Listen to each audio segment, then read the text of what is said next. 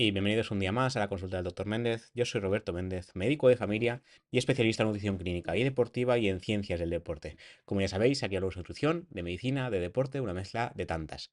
Hoy hablaremos un poquito de mezcla, porque hablaremos de dieta y ejercicio contra la migraña, sobre todo dieta, ¿vale? Para empezar, hay que recordar que, bueno, seguramente todos conocéis o alguno de vosotros o vosotras habéis sufrido alguna vez una migraña.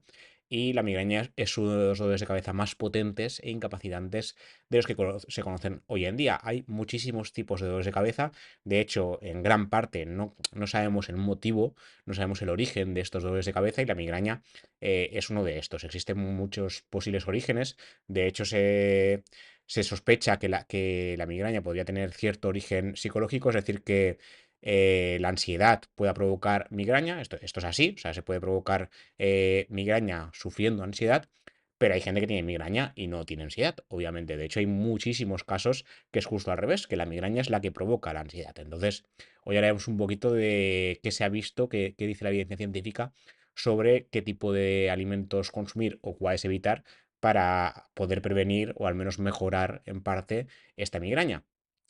Para empezar, según la Sociedad Española de Cardiología, solo en España existen más de 5 millones de personas con ese tipo de dolor, con migraña, y hasta 1,5 de ellos, de estas personas, sufre migraña crónica.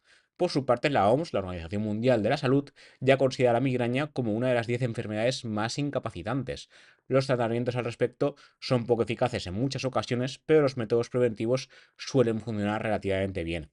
En mi experiencia os diré que estos métodos preventivos también cuesta. O sea, el primer método que ponemos sí que me ha pasado de poner alguna medicación y que sea efectiva enseguida. Bien, bien para mí porque estoy contento y bien para el paciente porque está más contento todavía.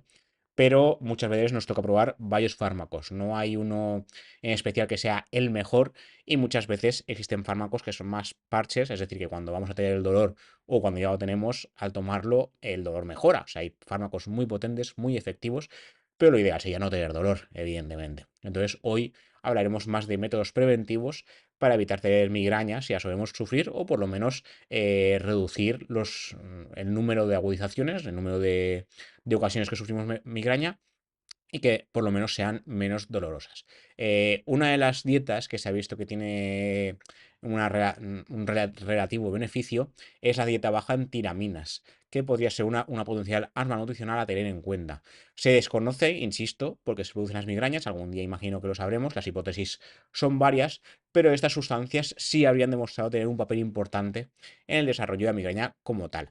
Las tiraminas, perdón, son sustancias capaces de producir cambios en los vasos sanguíneos, por lo que se denominan sustancias vasoactivas. El problema es que están presentes de forma natural en muchos alimentos, es decir, no son sustancias tóxicas, no son, por ejemplo, metales pesados, ¿vale? Sino que de forma natural se pueden encontrar en muchos alimentos, dado que son sustancias que aparecen tras procesos de fermentación. El mecanismo exacto por el cual las tiramidas pueden desencadenar la migraña se desconoce, pero se especula que existiría cierta sensibilidad aumentada a las mismas en la gente que sufre migrañas. Al mismo tiempo, existen otras sustancias a tener en cuenta de forma independiente que también podrían colaborar en que tengamos migraña, aunque los episodios sean más dolorosos. El glutamato, por ejemplo, sería una, la cafeína o el alcohol también se habrían relacionado con la migraña. Las sustancias ricas en cafeína, por ejemplo, también en ocasiones son ricas en tinaminas. Entonces tenemos ahí un 2 por uno perjudicial para tener migrañas. Pero existen también sustancias que solo tienen tinaminas o sustancias que solo tienen cafeína, evidentemente. ¿Qué alimentos son ricos en tinaminas? Pues los más comunes son los quesos, ahora hablaremos de todos un poquito, pero las tiraminas se encuentran comúnmente en alimentos proteicos. Y cuando más se añejan, más se fermentan o más se curen, más concentración hay. ¿Vale? Esto pasa en muchos alimentos que por ejemplo, los quesos, ¿no? El primer ejemplo que he puesto, cuanto más curado es mejor en ciertos aspectos y peor en otros. Como ya dijimos en el podcast dedicado a los quesos, cuanto más curado es un queso, más graso es y menos lactosa tiene. Entonces, para los intolerantes a la lactosa, es bueno que el queso sea curado porque tiene menos lactosa, obviamente, pero tiene más grasa, por tanto es más denso calóricamente. Se puede comer cierto nivel de queso al día, como ya hablé en aquel programa, pero cuanto más curado sea un queso, menos recomendable es pasarse con la cantidad. Es decir, podríamos comer queso todos los días y no habría tampoco ningún problema, pero hay que cuidar las cantidades según si el queso es fresco o si el queso es curado. Y si somos intolerantes a la lactosa, más de lo mismo. Cuanto más curado sea, mejor porque tiene menos lactosa. Y cuanto más fresco sea, peor porque tiene más lactosa. Entonces, dependiendo de cada persona, se recomendaría un queso u otro. Lo que sí que vemos es que cuanto más curado sea, será más graso y también tendrá más tinaminas. Entonces tendremos que tener cuidado en este sentido si sufrimos de migrañas. A pesar de que los alimentos pueden ser similares y el procesado, almacenamiento y preparación puedan ser similares, a veces las concentraciones de tinaminas son diferentes. Y también hay que recordar que no es posible reducir la cantidad de tinaminas al cocinar el alimento. Esto no funciona como los antinutrientes de los que ya hemos hablado en otras ocasiones, sino que estas sustancias están ahí y van a estar ahí independientemente de su cocinado. Por tanto, dentro de lo que es una dieta baja en tinaminas, lo que tenemos que hacer es eliminar los alimentos relacionados con los procesos de fermentación, lo cual puede dar lugar a una lista bastante extensa, que en este caso, para hacer el artículo que os enlazaré en las notas del programa, eche mano de la lista de la clínica Mayo, que os describiré ahora.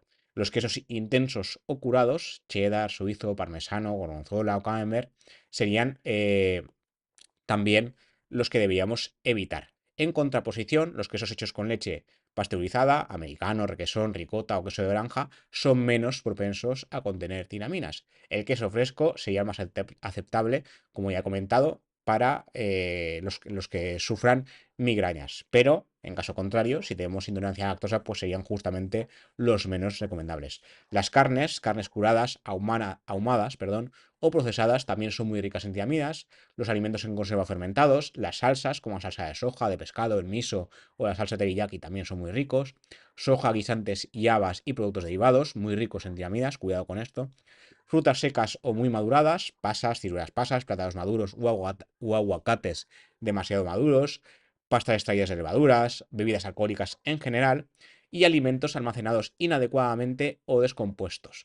Por su parte, la duda razonable frente a dieta baja en tiaminas es ¿qué productos proteicos podemos comer? Porque como hemos visto, muchos productos proteicos deberían eliminarse para evitar tener migrañas, ¿no? Esto en caso de que suframos migrañas, ¿eh? O sea, si no hemos tenido nunca migraña, no vale la pena hacer una dieta baja en tinaminas porque no tiene sentido, ¿vale? Esto está hecho a propósito para aquellas personas que ya tienen un diagnóstico de migraña o se ha cronificado la migraña y no mejoran por nada del mundo. La alimentación ha demostrado mejorar esto e incluso prevenir de forma bastante eficaz, pero hasta cierto punto. La alimentación tampoco es milagrosa. De hecho, los medicamentos, en este caso, como os he comentado, no lo serían siempre. Hay medicaciones preventivas muy eficaces, pero hay otras que son el parche para el momento. Y hay gente que no les sirven las medicaciones preventivas porque tiene una migraña muy potente y justamente los medicamentos que damos de rescate sí. Entonces, esto depende mucho de la persona. No existe de momento, a día de hoy, en el momento de grabar este podcast, ningún medicamento que sea milagroso y que evite 100% la migraña o que la prevenga 100%. Cada persona, insisto, funciona de una manera, ¿vale? Volviendo a los alimentos proteicos, ¿qué alimentos podemos comer si llevamos a cabo una dieta baja en tiraminas? Pues el queso fresco, si somos amantes del queso, en este caso, ya lo he comentado. Los garbanzos, ricos en hidratos, pero también en proteínas. El pan se produce gracias a la fermentación, pero podemos optar por realizar masas caseras como pan de avena o pan de boniato. El pescado, en general, no contiene tiamidas.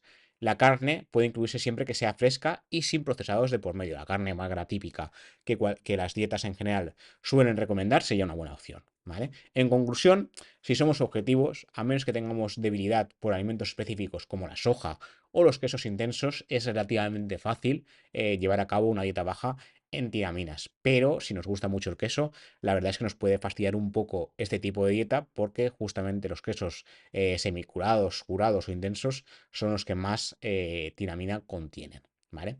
Luego, en otro caso, este artículo es un poquito más nuevo porque se realizó un estudio, en este caso a cargo de la Universidad de California, y comprobaron que reducir el consumo de ciertos ácidos grasos se relacionaría con menor cantidad y menor intensidad de episodios de migraña.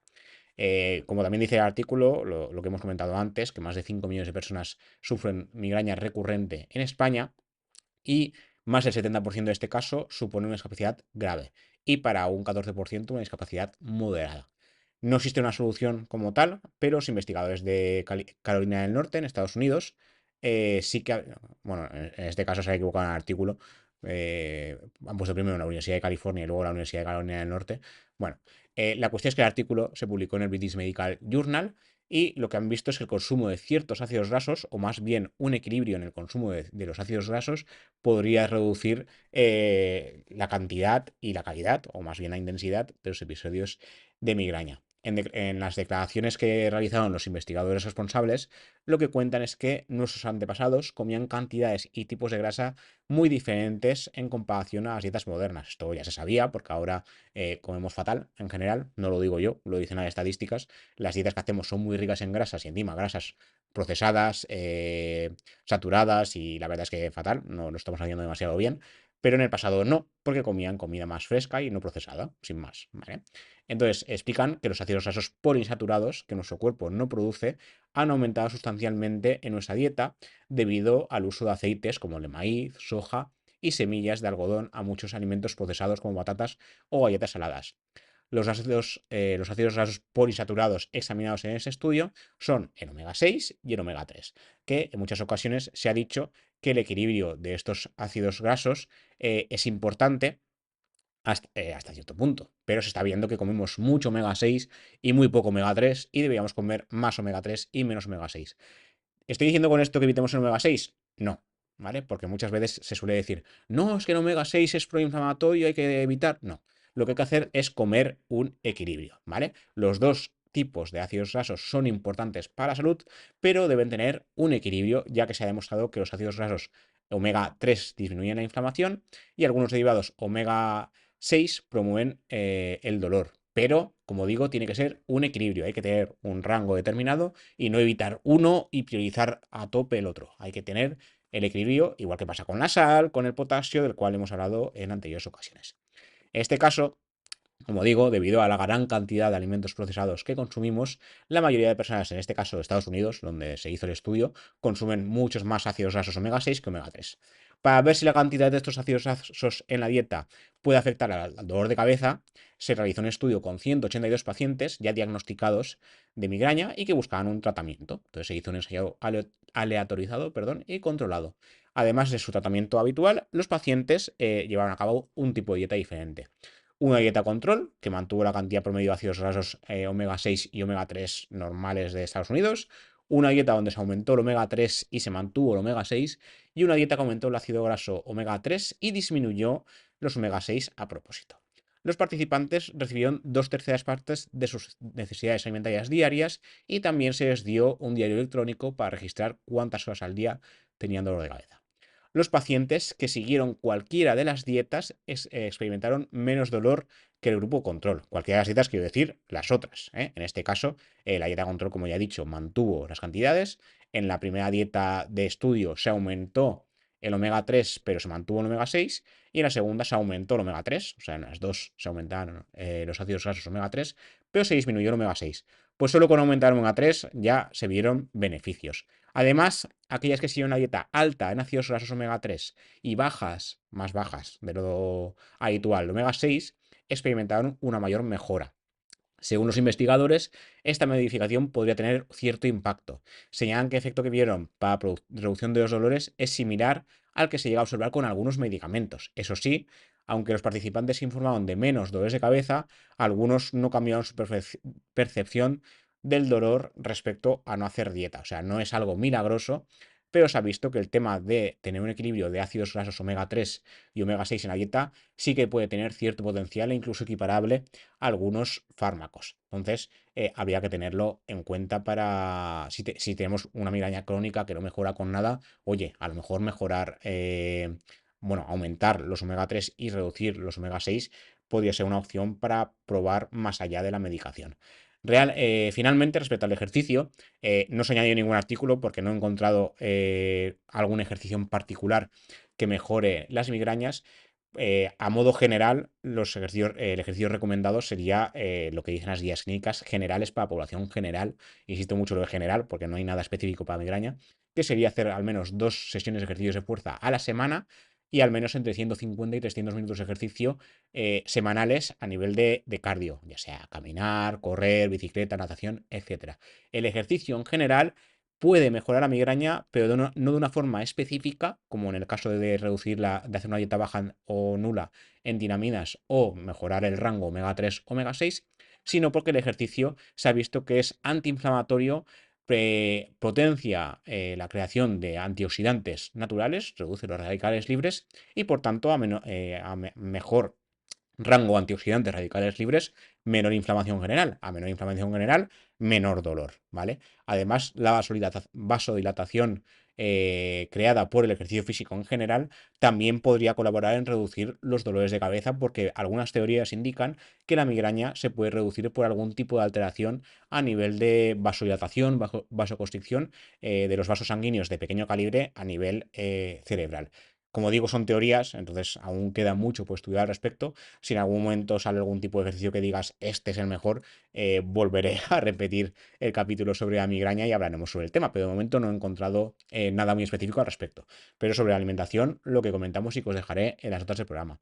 Como siempre, gracias por escuchar, gracias por ver esto si lo veis en YouTube y en las diferentes plataformas de podcast, porque estamos en todas partes. A partir de QOnda se distribuye a todas las plataformas: iVoox, Apple Podcast, Google Podcast, Apple Podcast, ya lo he dicho, Spotify, la que queráis, estamos en todas partes. Y nada, nos vemos y nos escuchamos en siguientes episodios. Hasta la próxima.